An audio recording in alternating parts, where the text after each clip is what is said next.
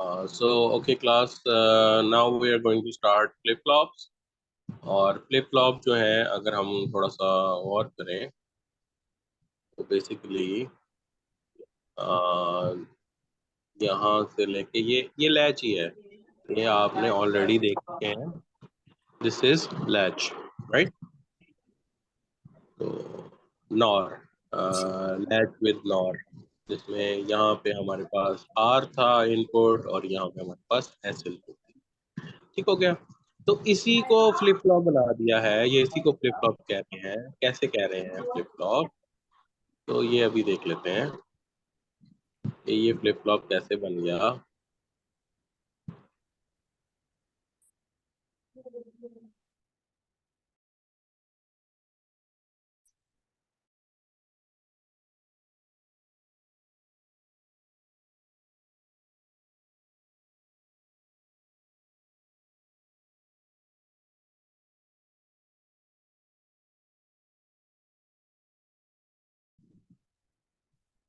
Can you hear? Please let me no.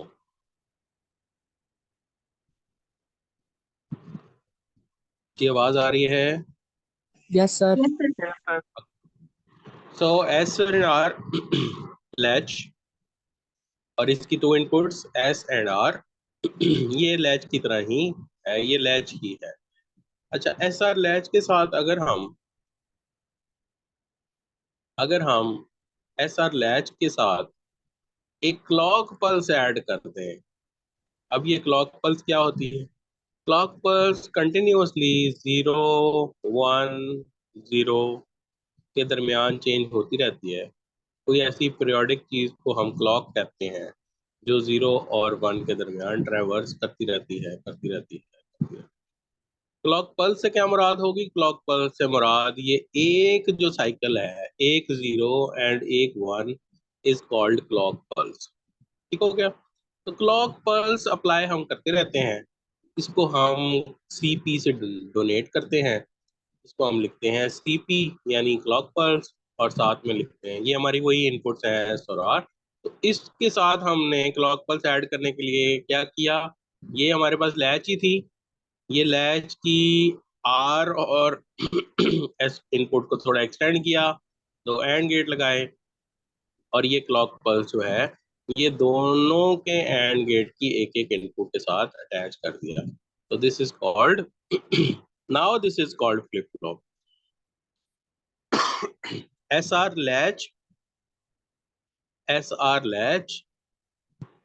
along with clock, SR latch with clock जो है, with clock will be known as SR flip flop। Clear हो गया जी? तो SR flip flop क्या है? Basically SR latch with clock he SR flip flop है। Clock पे बात करते हैं।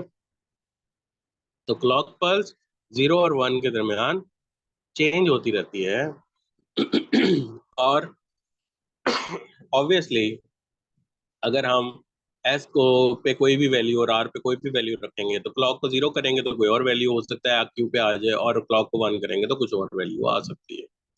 तो यही अब हमने देखना है, और इसी तरीके से ये टेबल बनेगा जिसको करेक्टरिस्टिक टेबल कह रहे हैं।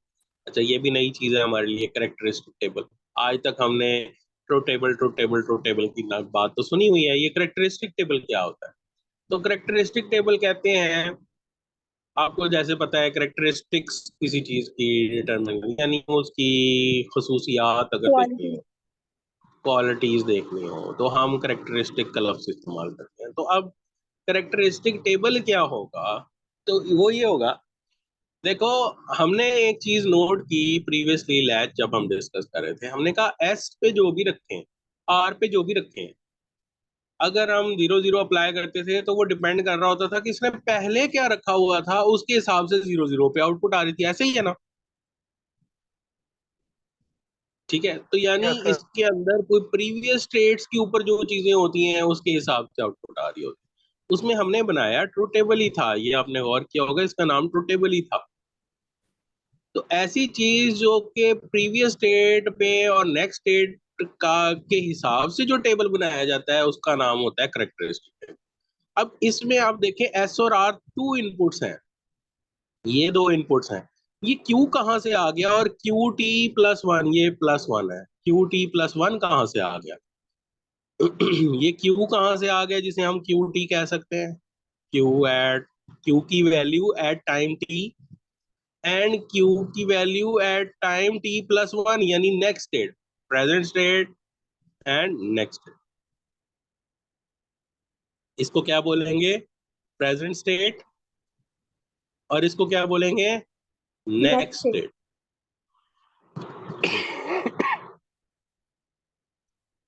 ये आपकी टू इनपुट्स होगी एस और आर, ये आपकी प्रेजेंट स्टेट होगी, ये नेक्स्ट स्टेट होगी। क्लियर हो गया? तो चलें अब मैं थोड़ा सा इसको क्लियर कर लेता हूँ, और यहाँ से भी इसको अब इसको स्टार्ट करते हैं और यहाँ से भी चीजों को क्लियर कर लेते हैं।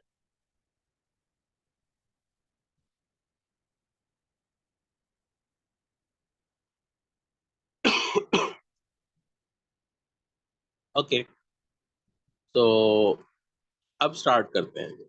एस और आर पे हम रखना चाहते हैं जीरो जीरो जीरो।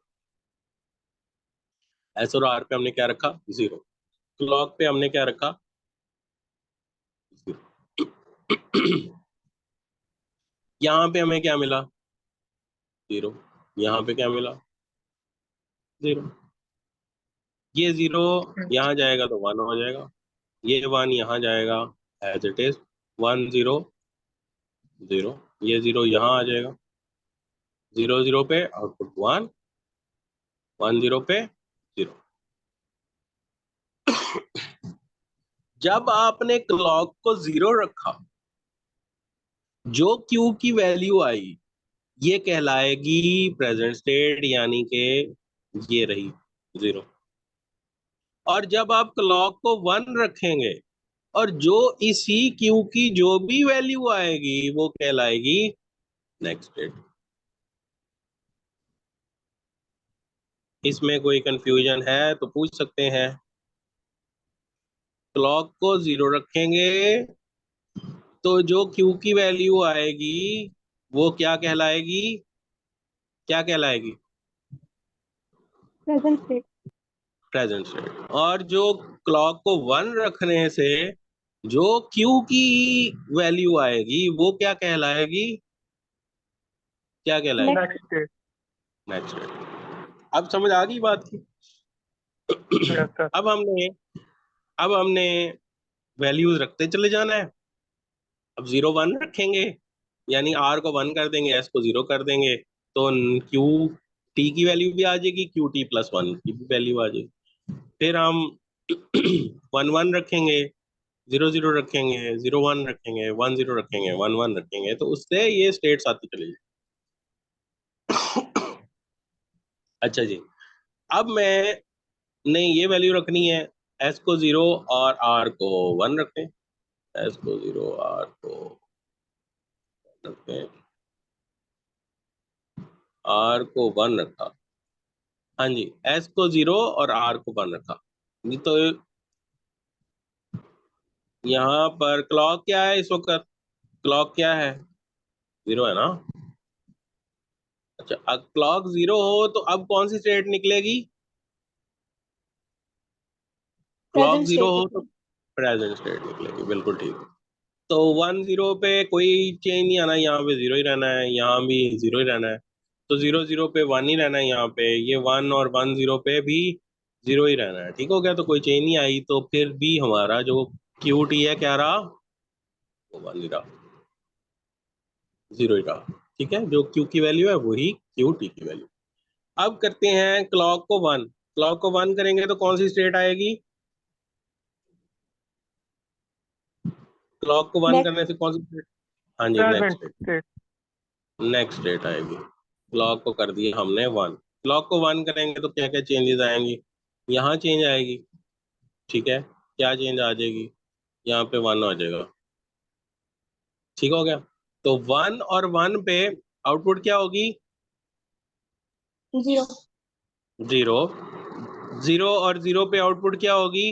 1। 1। तो फिर से कोई चेंज नहीं आया, तो क्यू टी प्लस 1 की वैल्यू क्या आई फिर से? 0।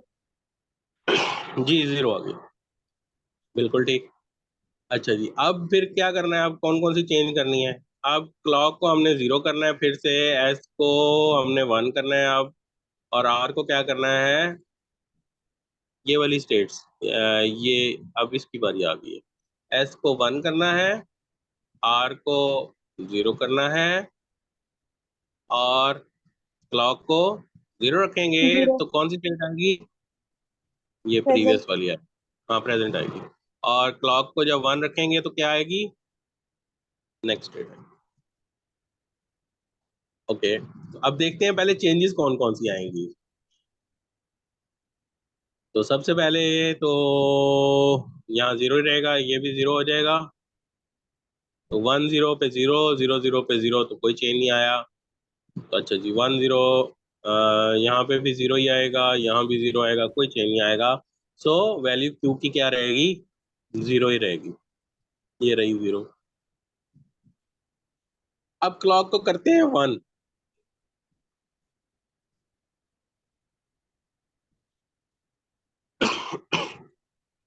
क्लॉक को करते हैं 1। क्लॉक को 1 करने से यहाँ पे 1 आ जाएगा, जिसकी वजह से ये 0 भी चेंज हो जाएगा, और ये हो जाएगा 1। यहाँ पे 1 आ जाएगा। ठीक हो गया। तो 1 0 पे आउटपुट क्या होगी? 0।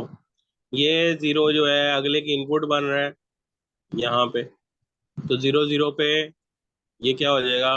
1। 1। इसकी आउटपुट चेंज होगी तो इसकी इनपुट भी चेंज हो जाएगी, ये 0 की बजाय क्या हो जाएगी? 1। तो मैं बाकी सारी चीजें रिमूव कर देता हूँ। ये यहाँ पे 0 आ जाएगा, ये इस तरह। ठीक हो गया। तो हमारे पास क्या आ गया? क्यू पे 1 आ गया, क्यू बार पे 0 है, क्यू पे 1 आ गया, तो हमारी नेक्स्ट स्टेट क्या आ गई? 1। जी क्लियर है? Yes sir. ओके। अब हमने क्लॉक को 0 रखना है, और एस और आर को 1 1 रखना है। एस और आर को 1 1 रखना है, क्लॉक को 0 रखना है। एस और आर को 1 रख दिया, क्लॉक को 0 रख दिया। अब स्टार्ट करते हैं।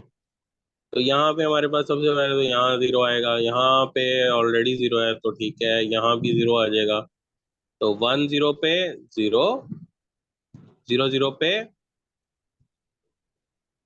1 0, सॉरी सॉरी सॉरी, यहाँ पे हमने क्या रखना है? एस और आर को 1 1 रखना है। ठीक हो गया। और यहाँ पे एस और आर को 1 1 रख दिया, क्लॉक को 0 रख दिया, तो 0 1, 1 0 पे और हुआ 1, और ये 0, 0 0 पे 1, और 1 0 पे 1, और 1 1 पे 1 0 वन पे 1 0 पे 0 होगा। 1 0 बाहर है। पे 0। ओके ओके, इसको दोबारा करते हैं, दोबारा करते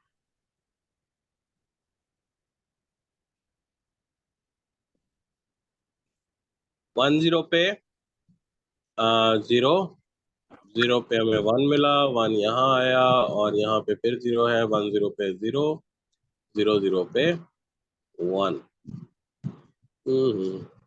1 0 पे 0। ओके, तो क्यू पे क्या वैल्यू आएगी? 0 आनी चाहिए, और वो 0 ही है। राइट? अब ठीक है। Previous yes state sir.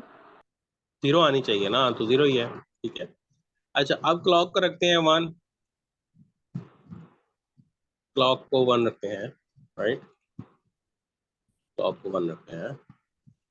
1 1 पे यहाँ पे हमें क्या मिलेगा? 1, और यहाँ भी 1 मिलेगा। तो हम यहाँ दोनों पे 1 1 लगा देते हैं। कलर चेंज कर लेते हैं, येलो हो गया। अच्छा, 1 0 पे हमें क्या मिलेगा? 0। 0। ये 0 हमें यहाँ मिलेगा, तो 10 पे क्या मिलेगा, फिर से 0 मिलेगा, तो ये वाला 0 मेरे पास यहाँ आ जाएगा, और 10 पे 0, 01 पे 0। अच्छा, अब ये दोनों ना हमें 0 मिल रहे हैं, क्यू पे भी और क्यू बार पे भी। ये दोनों तो अपोजिट होने चाहिए, तो ये दोनों 0 तो हो ही नहीं सकते, यानी सेम नहीं हो सकते, ये तो डिफरेंट होने चाहिए। क्यों? क्योंकि they are complement of each other, right. तो ये दोनों 0 0 हो गए हैं। इस वजह से नेक्स्ट स्टेट इनडिटर्मिनेट लिखा हुआ है, यानी डोंट केयर लिखा हुआ है। ठीक हो गया, ये बात समझ आ गई है? Yes sir. Yes sir. हाँ, क्योंकि ये दोनों में Q और Q बार दोनों 0 0 हो जाते हैं, इस वजह से इसको इंडिटरमिनेट कहते हैं, क्योंकि ये दोनों एक दूसरे के कॉम्प्लीमेंट हैं। एक दूसरे के कॉम्प्लीमेंट तो रिवर्स होने चाहिए, यानी 0 तो 1 हो, ये 1 हो तो 0 होना चाहिए। दोनों सेम आ रहे हैं, that's why it is denoted by indeterminate या डोंट केयर। ओके। इसी तरीके से हम 00 01 10 11 ये सारी वैल्यूज रखते चले जाएंगे, और ये करेक्टरिस्टिक टेबल कंप्लीट हो जाएगा। अच्छा, मकसद ये नहीं है हमारा कि हमने करेक्टरिस्टिक टेबल बना कर देना है, बल्कि हमने तो फ्लिप फ्लॉप्स को यूज करना है इन टर्म्स ऑफ, हमने काउंटर्स बनाने हैं, हमने रजिस्टर्स बनाने हैं, हमने बाकी तमाम चीजें बनानी। सो अगर हमें कभी कोई कहेगा भी कि क्यू टी और क्यू की बताएं कि जी किस तरीके से वैल्यूज आती हैं, तो हम इनके ऊपर 0 0 एस और आर को रख के प्ले करके दिखा भी सकते हैं। ठीक है। अगर ये समझ नहीं भी आई कि ये जी क्यू और क्यू टी, क्योंकि ये बहुत बार बार जो है हमें रिमूव करनी पड़ती हैं, लिखनी पड़ती हैं बार बार, तो मे भी इसमें गलती होने के चांसेस हैं। तो हमें चाहिए क्या चीज, हमें ये करेक्टरिस्टिक चाहिए, टेबल चाहिए at the end of the day. At the end of the day अगर हमें करेक्टरिस्टिक टेबल ही चाहिए, तो हमें ये पता होना चाहिए कि करेक्टरिस्टिक टेबल की जो प्रीवियस स्टेट और नेक्स्ट स्टेट्स हैं वो वैल्यू ठीक आनी चाहिए। तो as long as these values are correct, we have no issues. तो अब अगर गौर करें तो यहाँ पर तो सिंपल बाइनरी लिखी हुई है तीन वेरिएबल्स की, क्यू, एस और आर। 0 0 0 0 0 1 0 1 0 0 1 1 0 0 1 0 1 1 1 दूसरी तरफ Q T, Q T plus one के नीचे क्या है, तो जाहिर है जो भी क्यू पे वैल्यू आ रही है वो लिखी गई है क्लॉक पल्स को वन करके, जो भी वैल्यू आ। ओके। सो तरीका मैंने आपको बता दिया कि इसको निकालना कैसे है। ठीक। अब मैं आपको एक शॉर्टकट वे बता देता हूँ कि इन केस कि आपको ये याद करना पड़ता है, या आप हर बार इसके ऊपर हाफ एन आवर स्पेंड नहीं करना चाहते सिर्फ एक टेबल बनाने के लिए, जिसको हमने आगे हमें इनका टेबल ही रिक्वायर्ड होगा, और हमें ये पता होना चाहिए कि इसकी क्या वैल्यूज है। तो उसका क्या तरीका है? कुछ लोग कहते हैं जी हम याद कर लेंगे, तो इसको याद भी करने के लिए कोई आसान सी चीज होनी चाहिए, या आसान सा मेथड होना चाहिए। तो we can remember two things, 1 and 5, 1 5, दो नंबर तो याद किए किए जा ही सकते हैं। इसके नीचे हम तीन तीन बिट की इनकी बाइनरी लिख लेते हैं, जैसे 0 0 1 is a binary for one, और 5 की क्या बाइनरी होती है? 1 0 1। ठीक हो गया। तो 1 0 1 एंड 1 0 1 ये आपने लिख। अब इन दोनों के दरमियान में एक डोंट केयर लगा दें, और इसके एंड में एक डोंट केयर लगा दें, और इसको इस तरफ से लिखना शुरू कर दें इस कॉलम की फॉर्म के अंदर, तो ये वैल्यू बन जाएगी 0 0 1 डोंट केयर, 1 0 1 डोंट। ठीक हो गया। इसमें कोई एतराज, कोई परेशानी, कोई क्वेश्चन नो है तो सर। पूछ रहे। सर एक दफा रिपीट कर दें। क्या? सर यही जो भी बनाया है। ये क्या बनाया है? इसका नाम भी होगा कोई? Sir characteristic table. जी, करेक्टरिस्टिक टेबल का ही मैं बता रहा हूँ कि ये बहुत ज्यादा इसके अंदर चेंजेस करके इसकी वैल्यूज निकालनी पड़ती हैं, हमने निकाली भी हैं। इसकी रिकॉर्डिंग आपको मिल जाएगी, आप वो देख के दोबारा भी देख सकते हैं। ठीक है। अभी मैं जो आपको एक शॉर्ट ट्रिक बता रहा हूँ कि करेक्टरिस्टिक टेबल बनाने का एक शॉर्ट ट्रिक भी ये है कि जब हमें ज्यादा तेजी से ज्यादा जल्दी काम करना होता है, तो हमने करेक्टरिस्टिक टेबल डायरेक्टली लिखना होता है। हम हर बार वैल्यूज इसके ऊपर मूव कराकर करेक्टरिस्टिक टेबल नहीं बना सकते। इन दैट केस, अगर ऐसा टाइम हो, तो फिर आपने क्या करना है, आपने दो दो नंबर्स याद रखने हैं, एक है 1 और एक है 5। 1 के नीचे 1 की बाइनरी लिखें, 5 के नीचे 5 की बाइनरी लिखें, और इन दोनों के बीच में डोंट केयर लगाएं, एक डोंट केयर एंड में लगाएं।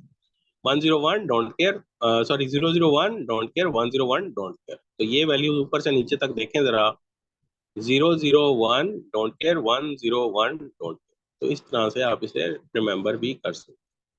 ओके, तो ब्लॉक डायग्राम की फॉर्म की बात करें तो क्लॉक को हम इस तरीके से रिप्रेजेंट करते हैं।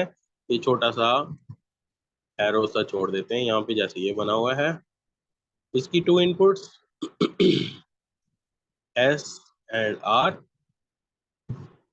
और इसकी two outputs Q and Q.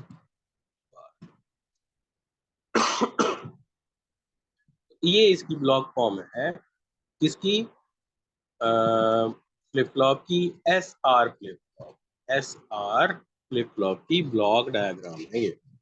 तो जिस तरह एस आर फ्लिप फ्लॉप होता है, इसी तरह तीन और किस्म के भी फ्लिप फ्लॉप्स होते हैं। ये एस आर हो गया, फिर हमारे पास डी फ्लिप फ्लॉप है, डी फ्लिप फ्लॉप के बाद जे के फ्लिप फ्लॉप है, और फिर टी फ्लिप फ्लॉप है। तो अभी हम बारी बारी इनके बारे में भी देख लेते हैं। Latch is a basic element of a flip flop, तो ये हमें तमाम फ्लिप फ्लॉप में नजर आएगा।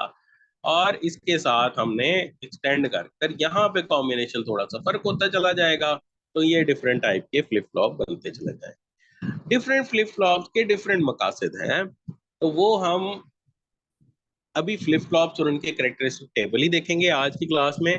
और लेटर ऑन जो नेक्स्ट वीक में हम इन फ्लिप फ्लॉप्स की एप्लीकेशन देखेंगे कि ये यूज कहाँ कहाँ होते हैं। जैसे हम इनसे काउंटर्स बनाएंगे, हम इनसे रजिस्टर्स बनाएंगे, और बहुत सारी चीजें देखेंगे। डिफरेंट टाइप्स के बाइनरी ट्रिपल काउंटर बनाएंगे, and there are other many things that we can do. तो वो हम देखते रहेंगे। जी शोएब। सर ये फ्लिप फ्लॉप 3 बिट का ही होता है या फिर इससे ज्यादा हो सकता है, मतलब 4 वगैरह का ऊपर वगैरह? ये आपको किसने कहा 3 बिट का है ये? आपको कैसे लगा ये 3 बिट का? नहीं सर, ये यहाँ पे एस और आर हैं और सी क्लॉक है, तो ये 3 नहीं दे रहे। अच्छा, 3 बिट इसको कह रहे हैं। अच्छा, 3 इनपुट के हैं ना, 3 इनपुट के हैं ना बच्चे। Okay sir. हाँ, 3 इनपुट का है। हाँ जी, 3 इनपुट का ही होता है। हमें मल्टीपल चाहिए होते हैं तो हम ये और भी ज्यादा लगा लेते हैं, यानी मल्ट 2 3 4 फ्लिप फ्लॉप्स ऐड कर लेते हैं, तो कॉम्बिनेशनल सर्किट्स बन जाते हैं। ठीक हो गया।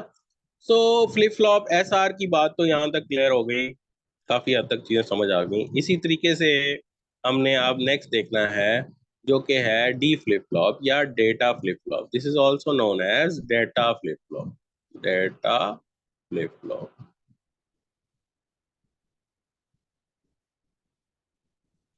D flip flop, data flip flop बहुत ही सिंपल फ्लिप फ्लॉप है। सिंपल से क्या मुराद है, एक तो इसकी वही इनपुट एक ही होती है, ठीक हो गया।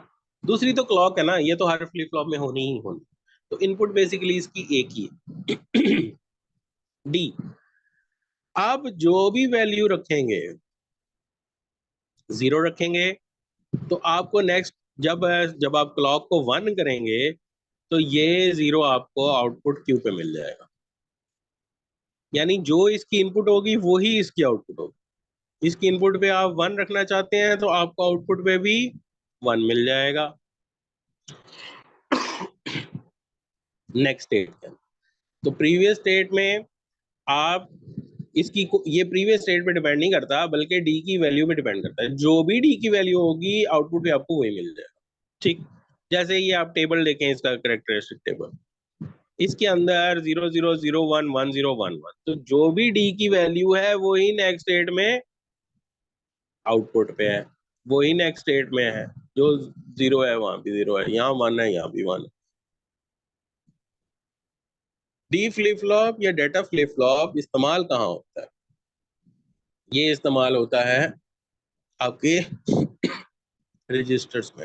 रजिस्टर्स में हम डी फ्लिप फ्लॉप का इस्तेमाल करते हैं। सही, तो ये इसकी ब्लॉक डायग्राम हो गई, यानी ऐसे ऐसे ऐसे। क्लॉक हमेशा याद रहे कि हम ये इस तरीके से एक छोटू सा ट्रायंगल बना देते हैं जिसके अंदर हमने क्लॉक पल्स अप्लाई करनी होती है।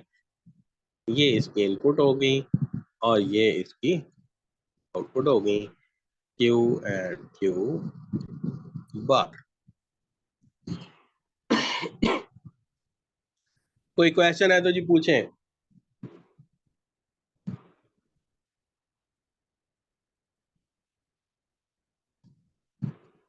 सर एक क्लॉक पल्स लगाने का मकसद क्या है? क्लॉक पल्स लगाने का क्या मकसद है? देखो, क्लॉक पल्स से हम प्रीवियस और नेक्स्ट स्टेट्स की बात करते हैं कि क्लॉक 0 हो तो उस वक्त वो प्रीवियस स्टेट में होता है, क्लॉक 1 हो तो वो फिर नेक्स्ट स्टेट दे रहा होता है। ठीक है, तो ये हमें इसका मेजॉरिटी कॉन्सेप्ट जो है वो काउंटर्स जब हम करेंगे तो तब क्लियर हो जाएगा आपको कि क्लॉक बेसिकली कर क्या रही है। क्लॉक बेसिकली ये कर रही है कि जो इनपुट पे जो ये वैल्यू आपने यहाँ पे रखी है ना, इसने आउटपुट पे कब आना है, it is determined by the clock. अगर क्लॉक को आपने 0 ही रखा हुआ है और यहाँ पर 1 रखें फिर चाहे 0 कर दें, आउटपुट पे कोई चीज चेंज नहीं होनी। जब तक क्लॉक को आप 1 नहीं करेंगे उसके अकॉर्डिंगली ये फ्लिप फ्लॉप बिहेव करेगा और फिर ये आउटपुट आएगी। अब बात समझ आ गई?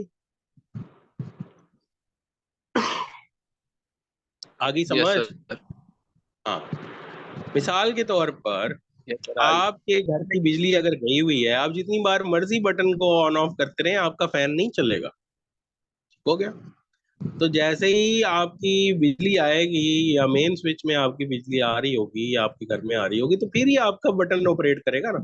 तो इसलिए जो भी डी पे जो भी वैल्यू है, ये चाहे 0 है या 1 है, ये ऐसे डी फ्लिप फ्लॉप की बात करें तो इसमें तो जो आपने इनपुट पे रखना है वही आउटपुट पे मिलना है।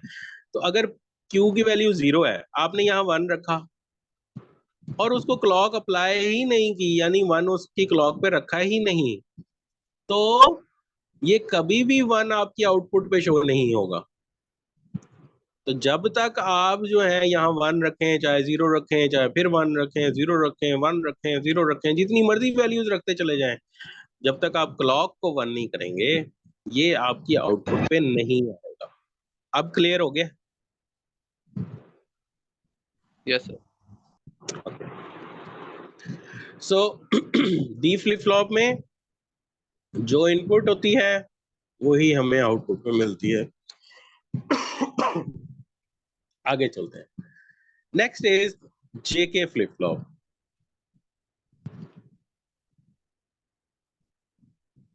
Johnson and Kelly flip flop, JK. JK flip flop जो है ये एस आर फ्लिप फ्लॉप की तरह ही है। फर्क क्या है इसमें? ये फीडबैक हुआ है, यहाँ से जो इसकी आउटपुट थी वो दोबारा से फीडबैक होकर इसकी इनपुट बनी हुई है। ठीक हो गया? तो जो भी इसकी आउटपुट थी वो फीडबैक होकर दोबारा से क्या बनी हुई है? इसकी इनपुट बनी हुई इनपुट। है। हाँ जी। और इसमें एस और आर की बजाय इसका नाम रख दिया हमने जे एंड के। ठीक हो गया? अच्छा, अब इसमें भी आप बिल्कुल उसी तरीके से वैल्यूज को ऊपर रख के प्ले कर सकते हैं, यानी 0 0 रखें, क्लॉक को 0 रखें, जो प्रीवियस स्टेट आएगी, जो क्यू की स्टेट आएगी वो प्रीवियस स्टेट कहलाएगी क्योंकि क्लॉक 0 है, और क्लॉक को 1 रखेंगे तो जो स्टेट आएगी वो नेक्स्ट स्टेट कहलाएगी और वो यहाँ पर क्यू टी प्लस 1 में आ जाएगी। ठीक हो गया? इसी तरह ये टेबल बनता चला जाएगा। ओके, तो अब आपने, जब हमारे पास एसआर मौजूद था तो हमें जेके की क्या जरूरत है? आप ये देखें कि इस truth table, sorry, characteristic table के अंदर कोई भी इनडिटर्मिनेट स्टेट नहीं है। ठीक हो गया? यहाँ और यहाँ पे इनडिटर्मिनेट स्टेट थी एसआर में जो कि यहाँ पर नहीं है। तो जेके ने बेसिकली क्या किया, एसआर का एक प्रॉब्लम सॉल्व कर दिया कि इसकी इनडिटर्मिनेट स्टेट को खत्म कर दिया। ठीक हो गया? यहाँ पर डोंट केयर थे, यानी कि क्यू और क्यू बार की वैल्यू बराबर हो जाती थी जिसकी वजह से हमने यहाँ पे इनडिटर्मिनेट्स लगाए थे। अब इनडिटर्मिनेट की जरूरत नहीं है, बल्कि उनको रिप्लेस हो गए वो 1 और 0 के साथ। तो इसको भी शॉर्टकट फॉर्म में बनाने का तरीका वही है कि आपने 1 और 5 को के नंबर को याद रखना है। इसकी बाइनरी लिखेंगे 001, इसकी बाइनरी रखेंगे 101, और यहाँ पर इस बार डोंट केयर्स ऐड करने के बजाय एक पहले फर्स्ट प्लेस पे आपने 1 ऐड कर देना है और सेकंड प्लेस पे 0 ऐड कर देना है। इस तरीके से ये टेबल कंप्लीट करेक्टरिस्टिक टेबल बन जाएगा। ठीक हो गया। इनके यूजेज और इनको जेके और एसआर डी और आगे नेक्स्ट जो टी फ्लिप फ्लॉप है, इसको हम नेक्स्ट क्लास में इनकी एप्लीकेशंस देखेंगे कि ये काम कैसे करते हैं। हो गया। ये इसका ब्लॉक डायग्राम आ गई, ग्राफिक सिंबल वगैरह। अच्छा जी, जे के फ्लिप फ्लॉप में जे और के को आपस में क्या कर दिया है, आपस में कनेक्ट कर दिया है, आपस में शॉर्ट कर दिया है, आपस में जोड़ दिया है। तो क्या बन जाता है, T flip flop. T flip flop कैसे बनता है, जे और के फ्लिप फ्लॉप में दोनों इनपुट्स पे जे और के को आपस में कंबाइन कर दें तो क्या बन जाता है, टी फ्लिप फ्लॉप बन जाता है। ठीक हो गया। T flip flop stands for toggle.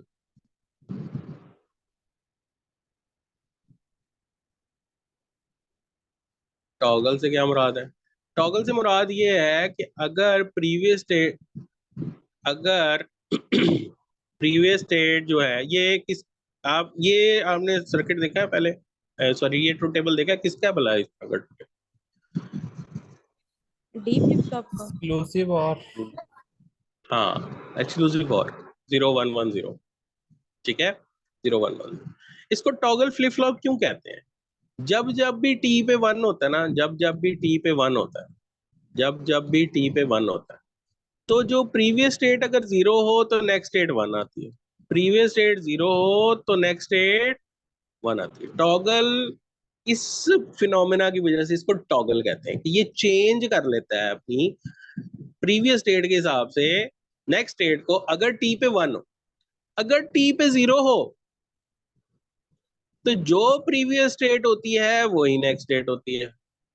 T पे अगर 0 हो तो वही स्टेट होगी, जो प्रीवियस स्टेट है वही नेक्स्ट स्टेट होगी।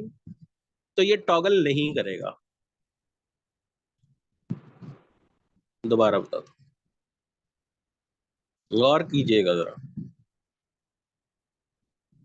अगर अगर टी पे 0 हो, यानी इसकी इनपुट पे अगर 0 रखा जाए, यहाँ पे हम 0 रखें, तो जो इसकी प्रीवियस स्टेट है यानी 0 है तो वो 0 ही रहेगी, 1 है तो 1 ही रहेगी। टी यहाँ पे भी 0। यहां तक बात समझ आ गई। टी पे अगर जब जब 1 होगा, टी पे जब जब 1 होगा तो प्रीवियस स्टेट अगर 0 होगी तो 1 हो जाएगी, 1 होगी तो 0 हो जाएगी। ये दोनों स्टेट्स को टॉगल स्टेट कहते हैं। These both states are known as toggle states.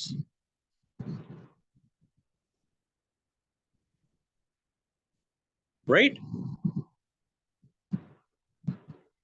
इस वजह से इसका नाम टी फ्लिप फ्लॉप है या टॉगल फ्लिप फ्लॉप है। राइट? ये इसका ब्लॉक डायग्राम बन जाएगी इस तरीके से, इस तरीके से ये कंप्लीट हो जाएगा। ठीक हो गया। ये करेक्टरिस्टिक टेबल जो हम ऑलरेडी देख चुके हैं, ये वही करेक्टरिस्टिक टेबल है जो हम अभी प्रीवियसली देखे हैं। इसमें सिर्फ इनपुट के एतबार से नेक्स्ट स्टेट लिखी हुई है और इसके अंदर ही क्यूटी को भी एडजस्ट किया हुआ है। तो ये आप लोगों ने इसको देख लेना है कि इसमें और प्रीवियस करेक्टरिस्टिक टेबल्स में क्या फर्क है। नेक्स्ट क्लास में हम डिस्कस कर लेंगे if there is any issue. ये सेम चीज है, ये ये और जो प्रीवियस टेबल कैरेक्टरिस्टिक टेबल देखे हैं, ये और ये सेम है, they are same, they are absolutely same, right. मिसाल के तौर पर टॉगल अभी अभी आपके ज़हनों में फ्रेश है, हम बात कर लेते हैं इस पे। टी जब 0 होगा तो क्यू टी क्या होगा, जो प्रीवियस स्टेट थी वही होगा, ऐसे ही है ना। टी जब 1 होता है तो वो टॉगल कर जाता है, यानी Q T Q complement T के बराबर होगा। अब समझ आई? Yes sir. मैं रिपीट Yes, कर sir. देता हूं। ये वही जो कैरेक्टरिस्टिक टेबल अभी हमने देखा, हमने कहा कि जब जब भी T1 होगा और नेक्स्ट स्टेट उल्टी आएगी, रिवर्स आएगी, यानी 0 होगा तो 1 आ जाएगी, 1 आएगा तो 0, यही बात की थी। उसने इसी चीज को लिखा किस तरह के, जब T1 होगा तो उसकी output T Q complement T होगी, यानी प्रीवियस स्टेट की अपोजिट होगी। तो ये वही कैरेक्टरिस्टिक है। अगर 0 होगा टी तो प्रीवियस स्टेट जो होगी वही नेक्स्ट स्टेट होगी, जो प्रीवियस स्टेट है वही नेक्स्ट स्टेट। तो सेम टेबल है ये, आप इसको चेक कर सकते हैं, देख सकते हैं प्रीवियस कैरेक्टरिस्टिक टेबल्स के साथ। अब जो नया काम करना है वो क्या है? नया काम ये है, these are called excitation tables, these are called excitation tables. ये किससे बने हैं? ये भी कैरेक्टरिस्टिक टेबल से ही बने हैं। बने कैसे हैं? बने ऐसे हैं कि क्यू टी अगर 0 हो और क्यू टी प्लस 1 0 हो तो उसकी इनपुट क्या होनी चाहिए, यानी प्रीवियस स्टेट अगर 0 हो, नेक्स्ट स्टेट भी हम चाहते हैं कि वो 0 ही हो, तो एस और आर पे क्या रखना है? ठीक, ये निकलेगा कहां से? ये उसी कैरेक्टरिस्टिक टेबल से ही निकलेगा। ठीक हो गया? तो ये नेक्स्ट क्लास के अंदर आपने एक्साइटेशन टेबल्स की को देख के आना है, और मैं आपसे आई डिस्कस विद यू कि ये कैरेक्टरिस्टिक टेबल जो है, ये एक्साइटेशन टेबल कैसे बने हैं। तो फिर उसके बाद हमें कोई क्वेश्चन होगा कोई, तो वो हम डिस्कस कर लेंगे। ठीक है जी।